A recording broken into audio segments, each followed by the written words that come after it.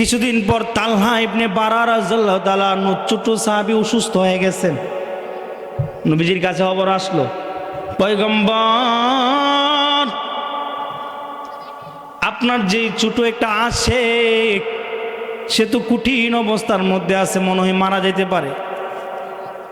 নবী এই কথা বলার পর নবীজি তাকে দেখার জন্যে তালহা ইবনে বারার বাড়িতে গেলেন। গিয়ে দেখলেন তার অবস্থা খুবই শোচনীয়। এই অবস্থার মধ্যে নবীজি বললেন, তালহার বাবাকে বললেন, তোমার সন্তান যদি মারা যায় তাহলে আমাকে খবর দিবা, আমি তালহাকে নিজ হাতে গোসল করাইব। আমি তালহাকে নিজ হাতে গোসল করাইব, নিজ হাতে কাপনের কাপড়টা পরাইব, আমি তালহার জানাজার নামাজ ইমামতি করব, আমি নিজ হাতে তালহাকে কবরের মধ্যে শোয়াইব। এই কথা বলার পর নবীজি চলে গেছেন। এমনি তালহা রাদিয়াল্লাহু তাআলা বাবার হাত ধরে বলছেন, বাবা আমার, আমি যদি রাত্রিবেলা মারা যাই গো, নবীকে আপনি খবর দিবেন না। যদি দিনের বেলা মারা যায় নবীকে খবর দিবেন। কিসের জন্য জানলি? নবী যে আমাকে দেখার জন্য আসবে রাত্রের বেলা। প্রতিমধ্যে কিছু মুনাফিকের দল রাস্তার মধ্যে পড়ে না জানি নবীকে তারা চক্রান্ত করে কোনো সমস্যায় ফেলে দেয়। এই কথা বললেন, বাবার হাত জোর করে বললেন, বাবা গো আমার নবী যদি আমার জন্যে কষ্ট পায় আমি আল্লাহর কাছে কি জবাব দিব গো? আমার মা, আমার বাবা আমার জন্য যদি নবী কষ্ট পায় আমি কবরে গিয়া শান্তি পাবো না। নবীজি যাওয়ার সাথে সাথে একটু পরেই তালহা দুনিয়া থেকে বিদায় নিয়ে গেছেন। ইন্না লিল্লাহি ওয়া ইন্না ইলাইহি রাজিউন।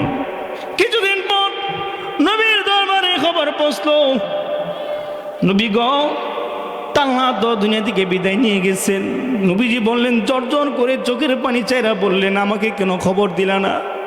আমি না বলেছি তালহাকে আমি নিজ হাতে গোসল করাবো, কাপন পরাবো, তার জানাজা পড়াবো, তাকে মাটির নিচে আমি কবরের মধ্যে দিব। তালহার বাবা বললেন, পয়গম্বর আমরা তো চাইছিলাম বলার জন্যে, আপনাকে খবর দেওয়ার জন্যে, কিন্তু সে তো রাজি না, আপনাকে খবর দেওয়ার জন্য মানা করেছেন। নবীজি কান্না করলেন আর বললেন, আমাকে নিয়ে যাও তার কবরের পাশে। এমন ভাবে নবীর মহব্বত একটা ছোট্ট পিচ্চি সাহাবী দেখাইছেন, আমরা নবীর ভালোবাসা দেখাইতে পারি না। উহুদের যুদ্ধে, বদরের যুদ্ধে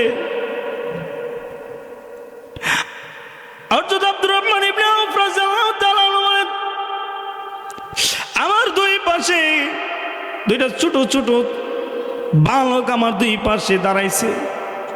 যুদ্ধের ময়দানে যখন যুদ্ধ করার জন্য সারি বাঁধা হয়েছে, আমি এদিক সেদিক তাকায়া বই করতে লাগলাম। দুইটা বাচ্চা আমার সাথে বই করতেছি, যদি কোনো দুশ্মন আসে তাহলে আমার সমস্যা হয়ে যেতে পারে। একটু পর এক ভাই আমার কানে বলেন, এ আমার চাচা, আপনি আবু জেহেলকে চিনেননি? বললেন, আমি আবু জেহেলকে চিনি, তুমি আবু জেহেল দা কি করবা? সে শিশু বলে, ও চাচা, মায়ের মুখ থেকে শুনেছি আবু জেহেল সবচাইতে বেশি কষ্ট আমার নবীকে দিয়েছে। আমার মা বলেছে, নবী যখন সিজদায় গিয়েছেন আবু জেহেল কুলাঙ্গার, সে নবীর গায়ের মধ্যে কয়েকদিনের পচা উটের উজুরি রাইখা দিয়েছেন। বলেন নাউজুবিল্লাহ। একটু পর আরেক পাশ থেকে আরেক ভাই বলতে লাগলো, চাচা আপনি আবু জেহেলকে চিনেন? সে বললে যে আবু জেহেলকে দিয়ে তুমি কি করবে, আবু জেহেলকে দিয়ে তুমি কি করবা? একই উত্তর দিলেন। একটু পর তাকায়া দেখেন আবু জেহেল দরপর করে সাহসিকতার সহিত অহংকারের সহিত সে যাইতে লাগলো। এমনি আব্দুর রহমান ইবনে আউফ রাদিয়াল্লাহু তাআলা ভয় পেয়ে গেলেন। আর এমনি বললেন, দেখো ওই যে আবু জেহেল, এটাই আবু জেহেল। দোনো ভাইকে যখন বললেন এটা আবু জেহেল, এই কথা বলার সঙ্গে সঙ্গে বাজ পাখির মতন দৌড় দিয়ে আবু জেহেলকে তারা হত্যা করে ফেলছে। সুবহানাল্লাহ খান। আর এটা কিসের জয়? মা তার সন্তানকে বুঝাইছে নবীর দুশমন, মা তার সন্তানকে বুঝাইছে নবীর ভালোবাসা, মা সন্তানকে বুঝাইছে নবীর দুশ্মনকে চিনায়া দিয়েছে। এই জন্যে ছোট সন্তান হওয়ার পর, ছোট বাচ্চা হওয়ার পরও নবীর দুশ্মনকে তারা ছোট হওয়া সত্ত্বেও আবু জেহেল তো অহংকার, আবু জেহেল তো দরপর, আবু জেহেল তো সাহসিকতা, আবু জেহেল একজন বড় বিরাট সর্দার, যার সাহসের কাছে অন্য কেউ ভয়ে পলায়ন করতে থাকে। সেই আবু জেহেলকে সাহাবী আনসারী সাহাবীদের দুইটা ছেলে হত্যা করে ফেলেছে। আজকে আমরা মুসলমান দাবি করি, নবীর দুশমন যারা নবীর উপর, নবীর ইজ্জতের উপর আক্রমণ করে, যারা নবীর সম্মানের উপর আক্রমণ করে, তাদেরকে আমরা চিনি না। নবীর উপর আক্রমণ করলে নবীর দুশমনেরা আমরা মনে করি এটা হুজুরের কাম, ঠিক নিও। এই যে শাপলা চত্বরে নবীর দুশমনেরা, বলগাররা নবীর উপর আক্রমণ করেছে, নবীর ইজ্জতের উপর আক্রমণ করেছে। ওলামায়ে কেরাম ছাত্র জনতা গিয়েছে, স্বৈরাচার শাসক তার ক্ষমতা ঠিক রাখার জন্যে ইহুদি খ্রিস্টানের পা চেটেছে, লাল কুত্তাদের পা চেটেছে, ভারতের রণেন্দ্র মোদীর পা চেটেছে। আজকে তার বাড়িতে সে পলায়ন করেছে।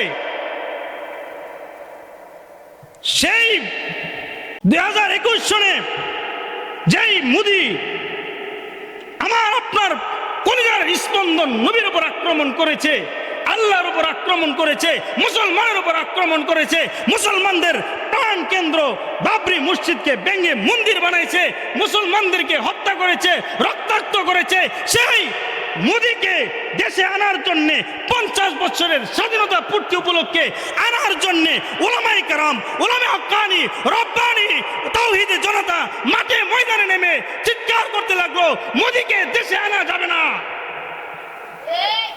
সেই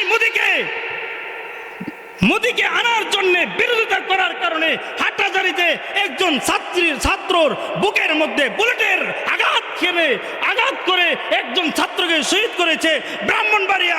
আমরা আমাদের এই ব্রাহ্মণবাড়িয়াবাসীর ছাত্র জনতা উলামায়ে কেরাম মাঠে ময়দানে নেমেছি। সেই ছাত্রকে কেন হত্যা করা হয়েছে তার বিচারের দাবিতে মোদী যেন এই দেশের মাটিতে না আসতে পারে, সেজন্য 20-30 জন ছাত্রকে এই কুলাঙ্গার শাসক, এই আওয়ামী লীগ স্বৈরাচার আমাদের কলিজার মধ্যে আঘাত করেছে, ছাত্রদেরকে পাখির মতো গুলি করে মেরেছে। সেই মোদীর বিরোধিতা করার জন্য উলামায়ে কেরামের মাঠে আজকে আমরা কোথায়? আজকে আমরা তাওহীদের জনতা কোথায়? আজকে মুসলমান দাবি করি। আজকে যদি এই ক্ষুদ্র বিবারিয়া, এই নাটা ইউনিয়নের, এই ব্রাহ্মণবাড়িয়ার সকল উলামায়ে কেরামের সাথে সকল মুসল্লি যদি দাঁড়াইতো, ভারতে চিৎকার করতে করতে তারা পলায়ন করত।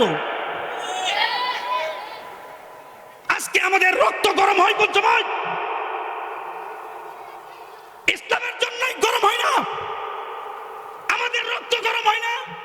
কোরআনের জন্য, মুসলমানের জন্য, আল্লাহর জন্য, রাসূলের জন্য রক্ত গরম হয় না? আজকে রক্ত গরম হয় বায়ে বায়ে মারামারি, খেলাধুলা নিয়ে মারামারি।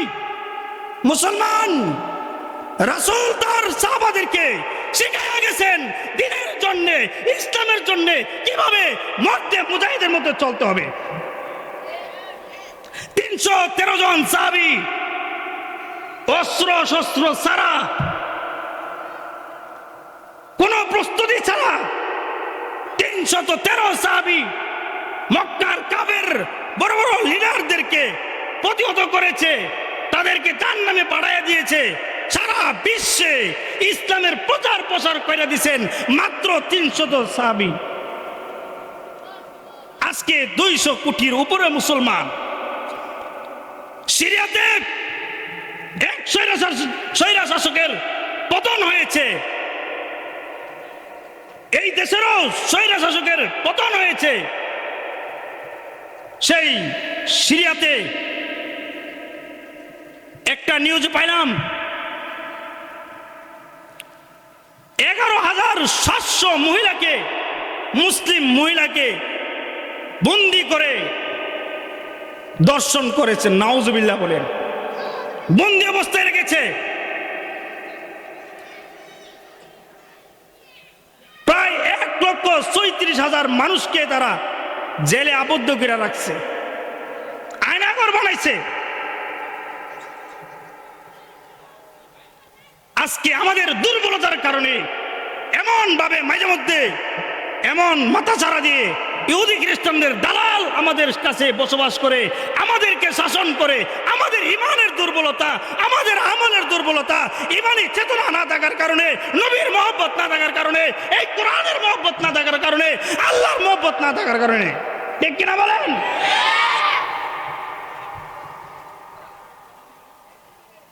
নবীর মহব্বত শিখতে হবে। নবীকে যদি ভালোবেসে থাকো, নবীকে যদি ভালোবেসে থাকেন, তাহলে ইহুদি খ্রিস্টানদের চাল চলন ছাড়তে হবে। নবীকে ভালোবাসলে নবীর সুন্নতকে আঁকড়ায় ধরতে হবে। নবীকে ভালোবাসলে নবীর পদাঙ্ক অনুসরণ করতে হবে। নবীকে যদি ভালোবাসেন, কাদিনাদেরকে কাফের বলতে হবে। আরো আস্তে কন, কাদিয়ানেরা ইন্দুরে খায়ালাইছে আপনাদেরকে। কাদিয়ানেরা, কাদিয়ানেরা আরো জোরে, কাদিয়ানেরা কোথার বিন্দি, কাদিয়ানেরা যে নবীকে নিয়ে তারা ব্যঙ্গচিত্র করে, যে কাফের গোষ্ঠী নবীকে নবী শেষ নবী মানে না, এরা মুসলমান থাকতে পারে? এরা কি